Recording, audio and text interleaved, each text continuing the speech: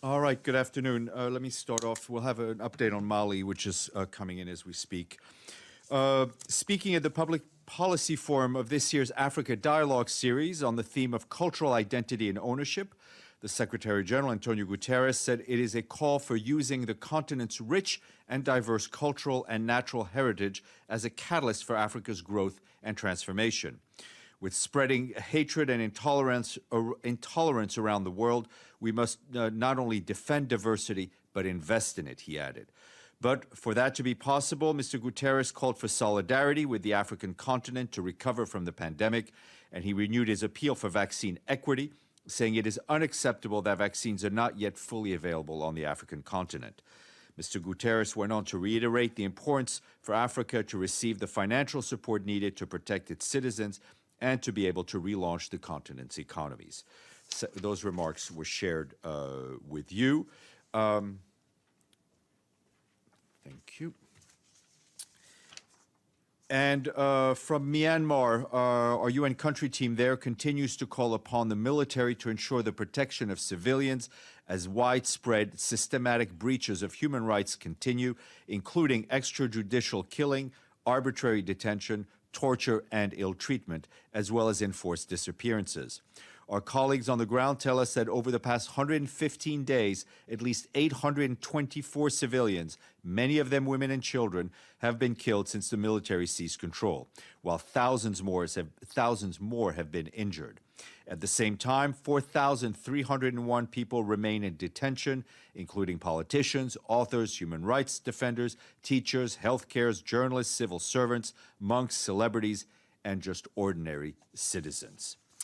Back here in the Security Council, the Secretary General's Special Envoy for Syria, Geir Pedersen, briefed the Council on this morning via video conference, and he said that elections are being held there today in Syria are not part of the political process called for by Security Council Resolution 2254. The UN is not involved in the election, has no mandate to be involved, he added. He said that the broad contours of a political solution to the conflict are well understood by key stakeholders, yet none is willing to take the first step. If we continue like this, he warned, Syria will become another protracted conflict lasting generations. Despite the many catastrophes Syria faces, the Special Envoy added it is relatively calmer on the ground than it has been in previous years, and there is a shared sense that no one can dictate the conflict's final outcome. The Emergency Relief Coordinator, Mark Lowcock, also briefed the Council, saying that the UN has not been able to deliver aid to Rukban since September 2019, nor have we been able to conduct any assessments. He noted that the Security Council's authorization for UN cross-border assistance into the Northwest expires in just over 6 weeks. A failure to extend it would immediately end direct cross-border deliveries by the UN. And the Secretary General's other special envoy, this one for Yemen, Martin Griffiths, today concluded a 3-day visit to Saudi Arabia, where he met with senior Saudi and Yemeni officials. During his visit, Mr. Griffiths met with the Saudi Deputy Minister of Defense, the Yemeni Vice President, the Yemeni Prime Minister, the Saudi Ambassador to Yemen, and the U.S. Special Envoy for Yemen, among other diplomats. In his meetings, Mr. Griffiths discussed the critical situation in Marib and stressed that the battle for Marib must stop to allow diplomatic peace efforts a chance to yield positive results. He further expressed his hope that the implementation of the Riyadh Agreement will continue to progress and emphasize that protecting against further fragmentation in Yemen. He said the Yemenis deserve a better life than perpetual war. And on Sudan, we have a statement for you. The Secretary General welcomes the start of the peace talks today between the government of Sudan and the Sudan People's Liberation Movement. That's North Abdelaziz al-Hilu faction being mediated by South Sudan in Juba. The United Nations Integrated Mission for Sudan is represented at the talks by Special Representative Volker Perthes. The Secretary General reiterates the importance of the representation and participation of women at all levels of the peace process.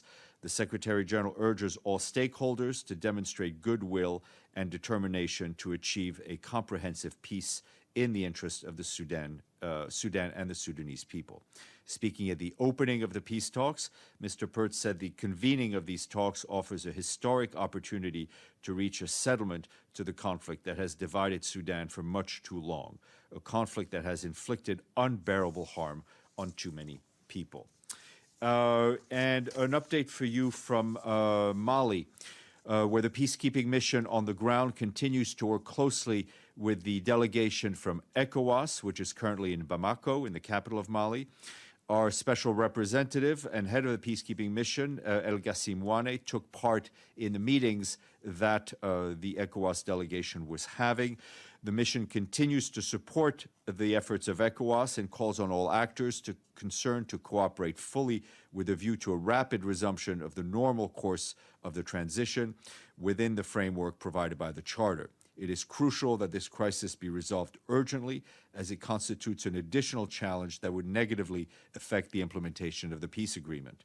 For his part, the Secretary General continues to follow the situation in Mali with concern and continues to be engaged. Yesterday, he had a couple of phone calls, one with Moussa Faki, the chairperson of the African Union Commission, as well as the president of Ghana, Nana Akufo-Addo, in his capacity as the chair of the ECOWAS Heads of Government and State Authority.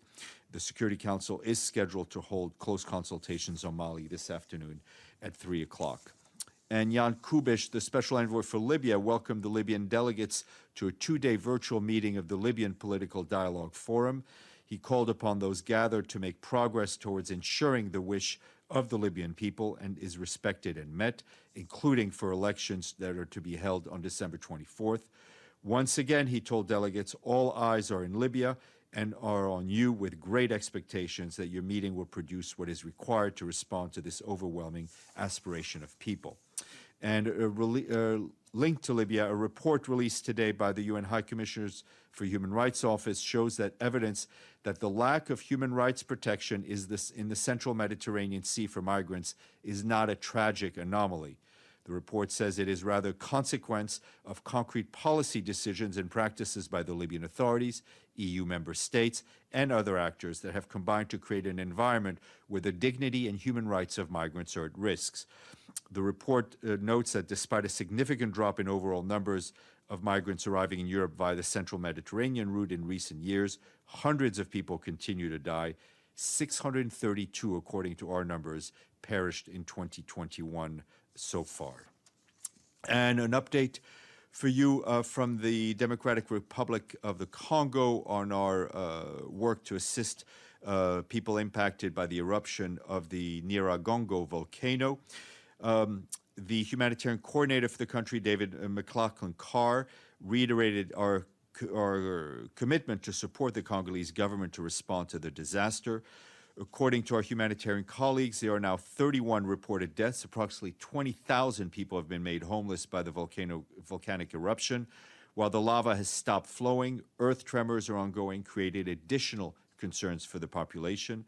Priority needs include shelter, water, sanitation, health protection, and food. Restoring electricity and water services are also priorities. A toll-free number has been set up to help with the reunification of families. UNICEF says that more than 150 children were separated from their families and more than 170 are feared to be missing. As we mentioned earlier this year, the road linking Goma to Rutshuru has been cut off by the lava flow. Repairing this section of the road will be a priority as it is the main supply route into Goma. And from South Asia, which is being impacted currently by tropical cyclone Yas, our humanitarian colleagues tell us that we have activated cyclone preparedness measures and pre-positioned stocks of food and other items. Our colleagues say the cyclone that's in Bangladesh, as the cyclone has not yet impacted Cox's Bazar, but they're closely monitoring the situation due to the possibility of storm surge and embankment collapses in border areas. The cyclone reached the Indian state of Odisha yesterday, with millions of people being evacuated by the government ahead of the storm. The UN agencies and our partners in India stand ready to support the response efforts of state authorities if requested. And our humanitarian colleagues in Nepal are also could also experience heavy rainfall with floods and landslides in the coming hours. As you know, India, Bangladesh, and Nepal are all grappling with the COVID-19 pandemic. We are concerned that the lack of social distancing in emergency shelters and the temporary suspension of vaccination campaigns could complicate already complicated efforts. And also on COVID-19 in the same region, in Indonesia, the UN country team led by our resident coordinator, Valérie Julien, is supporting the national vaccination campaign, which aims to reach 181 million people by March of next year. To date, Indonesia has more than 6.4 million doses of the COVID-19 through COVAX. UNDP, with the Ministry of Health, developed an application to monitor in real time cold chain logistics and storage temperature via smart mobile phones. WHO has helped to vaccinate millions of people so far, and for its part, UNICEF has also developed a system to answer parents' questions about children's nutrition, with COVID-19 limiting access to medical center. UNICEF is also working with the Ministry of Education and Culture on returning to school safety. Couple of things I want to add. First of all, today is Vesak Day, and in his message for the day, the Secretary General sent his warmest greetings to Buddhists all over the world. When we honor the birth and enlightenment of the passing of Lord Buddha, the Secretary General said that all of us, Buddhists and non-Buddhists alike, can find inspiration in the Buddha's message of honesty, compassion, respect for all living things. He added that as we face the lasting impact of the pandemic, it is clear that ever more that humility and deep empathy are essential to our well-being of the planet. I was asked yesterday by Mario about the process through which we select the new head of the UN Conference on Trade and Development, better known as UNCTAD.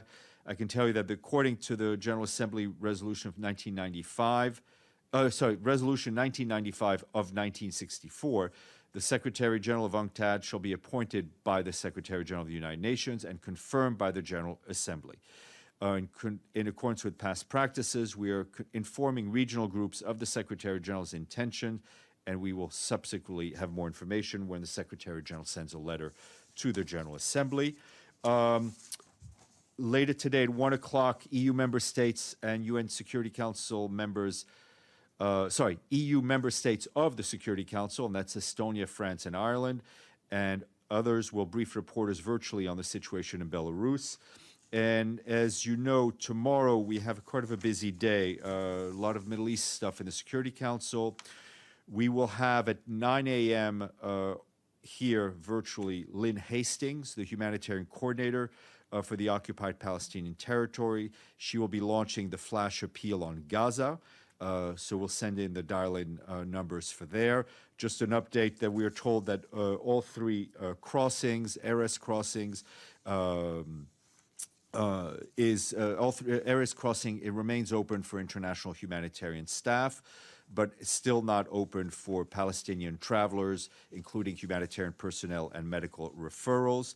The Kerem Shalom crossing is open and humanitarian goods are going in today. And the Rafah crossing between Egypt and Gaza is also open. So that is good news. So after 9 a.m. at 11:45 a.m., there will be a briefing here by Jean-Pierre Lacroix, the head of the peacekeeping operations, and he will be here to brief to mark the International Day of UN Peacekeepers. The theme of this year's observance is the road to a lasting peace, leveraging the power of youth for peace and security.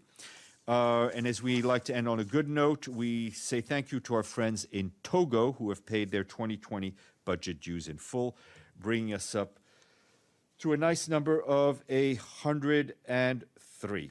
I think I have...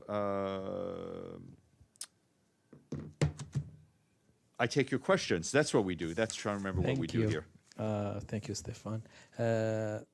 According to some echoes, Mali transition president and prime minister have resigned while in detention. What's your position on that? And also, as per the Security Council meeting, what does the Secretary General expect from this meeting? Thank you. Well, we will, of course, update council members on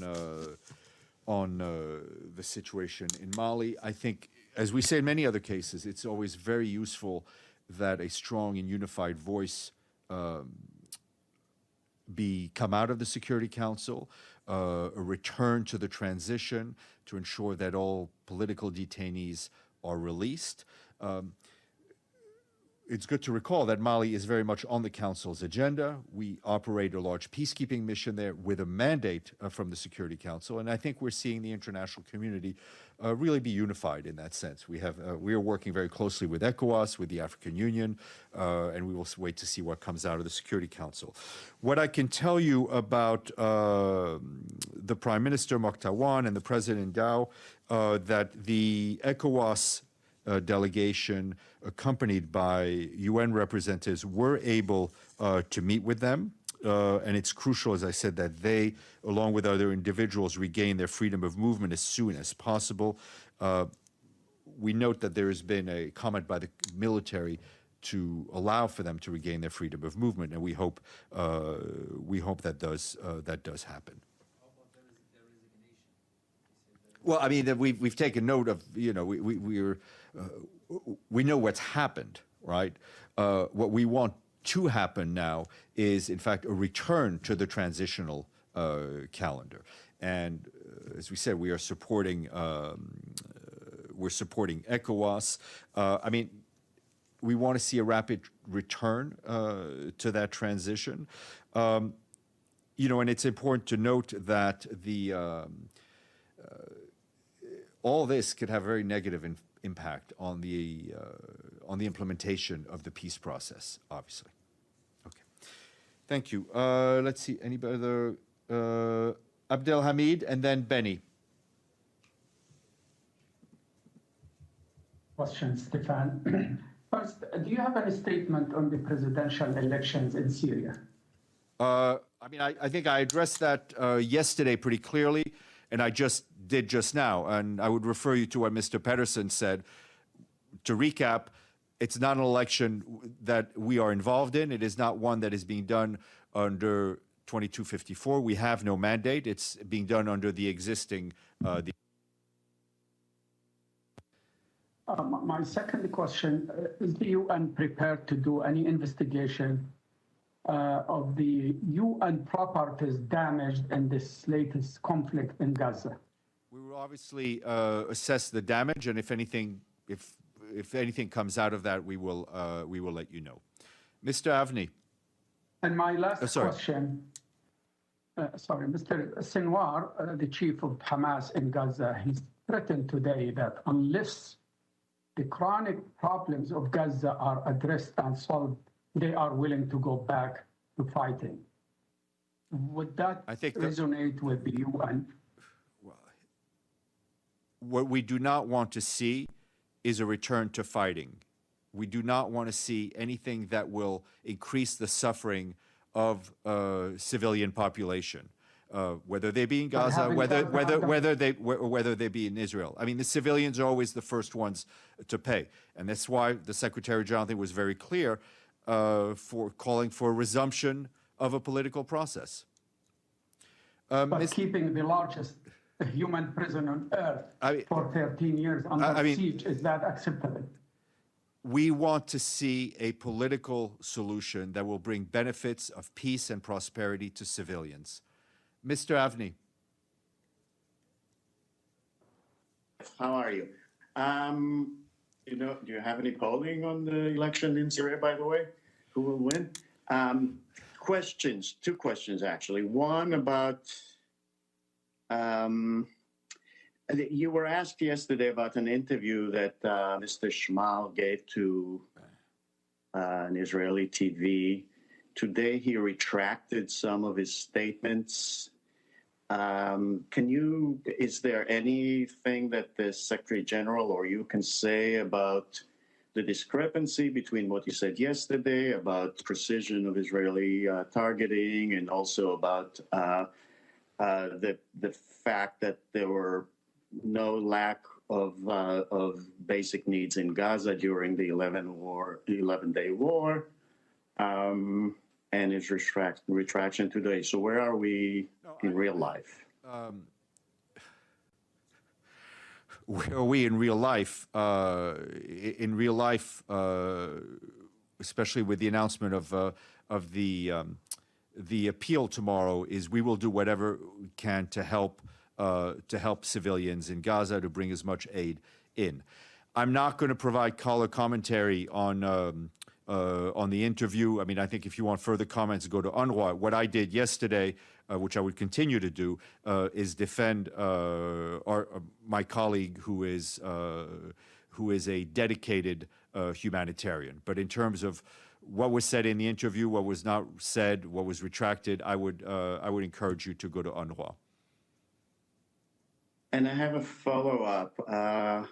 I noticed that during the last week, the entire last week, pretty much every day, you urged opening of the crossings, and you talked about it today.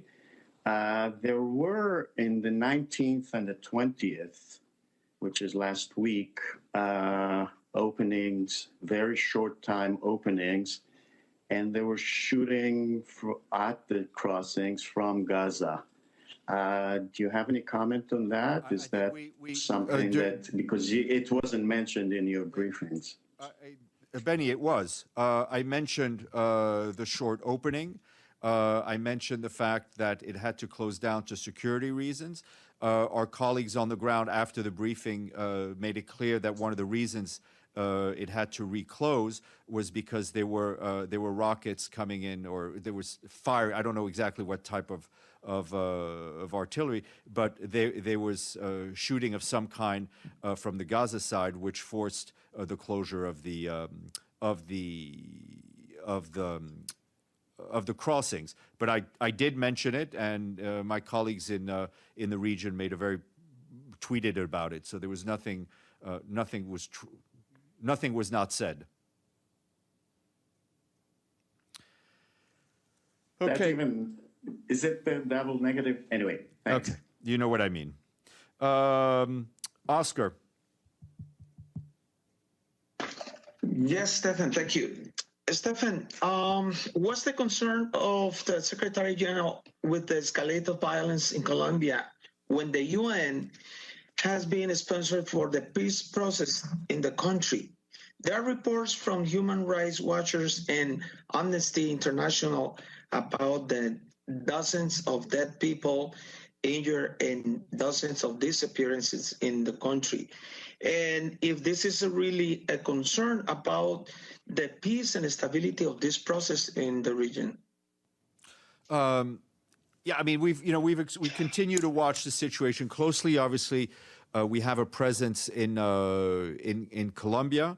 And so it's something we continue to watch closely. If I have anything more on that, I'll try to get some more language for you on that for tomorrow. Okay. I say thank you and happy to talk to you all mañana.